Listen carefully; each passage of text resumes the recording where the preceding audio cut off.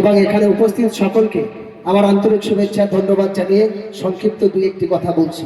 মঞ্চে অনেক উপবিষ্ট মানুষ আছে, আমার মতো নগণ্য গুনাহগার ছোট মাপের মানুষের কথা এখানে বলার কোনো জায়গা নেই, কিন্তু তারপরেও বলতে হয়, কারণ পৃথিবীর সর্বশ্রেষ্ঠ করেছে যাদের, তারা হলো মানুষ। আর মানুষের মধ্যে অনেকগুলো অংশ ভাগ আছে, মানুষ, মানহুস আর সঠিক চেতনা ফেরানো মানুষ। তাই চেতনার অভাবের কারণেই আমাদের দেশের আসল সম্পদ যেটা শিক্ষা, সেই শিক্ষা হলো জাতির মেরুদণ্ড, সেটাকে ভেঙে এক শ্রেণীর মানুষ চুরমার করার জন্য আজকের এই বিধানসভার একজন ল মেকার, আপনার নাম শুনেছেন, তিনি একটা বাজে মন্তব্য করেছেন যে মাদ্রাসা নাকি শিক্ষক তৈরি হয়। আপনারা জানেন সনাতন ধর্মের মাতোয়া মহাসংঘের হরিচাঁদ মাদ্রাসায় থেকে পড়াশোনা শিক্ষা লাভ করেছিল।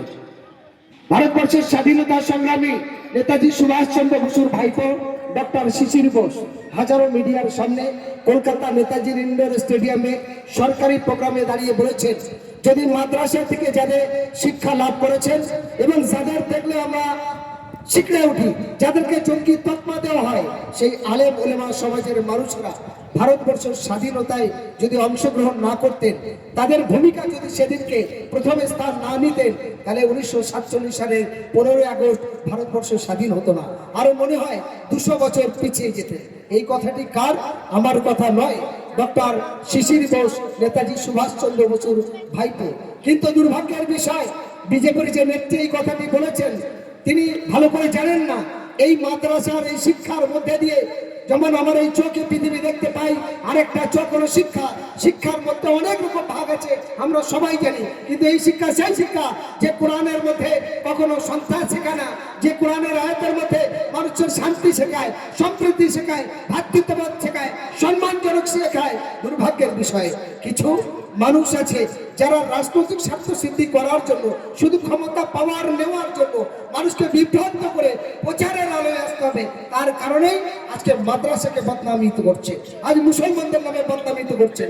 তিনি বলেছেন যে মসজিদ থেকে নাকি পাথর ছোড়া হয়, মাদ্রাসা থেকে না পাথর ছড়ানো হয়।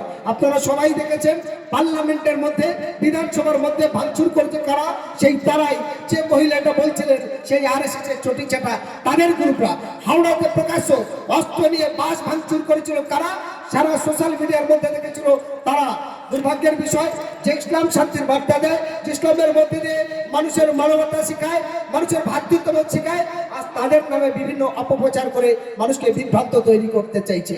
যাক, অনেক বক্তা বলবো না, সংক্ষিপ্ত আমার বলার যেটা আবেদন, আমরা সারা জায়গায় ঘোরার পরে একটা জিনিসের অভাব আমরা জানি, যারা আমরা মুসলমান আছি বা দলিত আছে বা এসটি এসসি বা ওবিসি, সবাই জানি পৃথিবীর সর্বশ্রেষ্ঠ হলো মানুষ।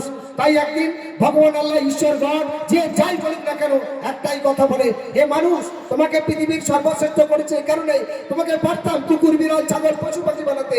এই মানুষ সারা পৃথিবী ঘুরতে পারে, এই মানুষ তার দুঃখের কষ্টের কথা অন্য মানুষকে বলতে পারে। ফলে সেই মানুষ রূপে জানোয়ার যারা, সেই মানুষ রূপের অধম যারা, যারা মানুষের মধ্যে বিভাজন তৈরি করে, রক্তমুখী করে, মানুষের প্রাণ নেয়, মানুষের জীবন কেড়ে নেয়, মানুষকে ধর্ষিত হয়, মানুষের আইনকে বুড়ামুলাকে কোঠে দৌড়াতে হয়, রুচি রুটির তাগিদ ছেড়ে দিয়ে কাগজ নিয়ে দৌড়াতে হয়। একটা শ্রেণীর মানুষ সেটাই করে আপনার আমার বিভাজন তৈরি করে, দেশের ক্ষমতাকে অপব্যবহার করে দেশের সমস্ত কিছু কলঙ্কিত করছে।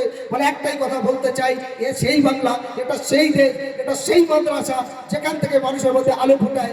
তাই জনাব হযরত মাওলানা আনোয়ার হোসেন কাসমি তিল তিল করে যেমন এই সুন্দরবনে আলমানার মিশন এবং মাদ্রাসা আলমানার গার্লস মিশন এবং একাধিক সারা দক্ষিণ 24 পরগনা যেখানে আয়লা লাইলা বুলবুলি আমফান লকডাউন প্রাকৃতিক দুর্যোগ যেখানে হয়েছে, তিনি তার সাধ্যমতো সমস্ত মানুষের স্বার্থের জন্য কোনো কালার দেখেনি, কোনো দল দেখেনি, কোনো জাত দেখেনি, ধর্ম দেখেনি, দৌড়ে গেছে তাদেরকে আরেকটি মানবতার উদার মনোভাব। তাই আনোয়ার হোসেনকে আমি যথেষ্ট সম্মান শ্রদ্ধা জানিয়ে এবং আগামী দিনে আরো শক্তিশালীর সঙ্গে মানুষের পাশে দাঁড়ানোর জন্য আহ্বান জানিয়ে আমি সংক্ষিপ্ত আমার কথা এখানে শেষ করলাম।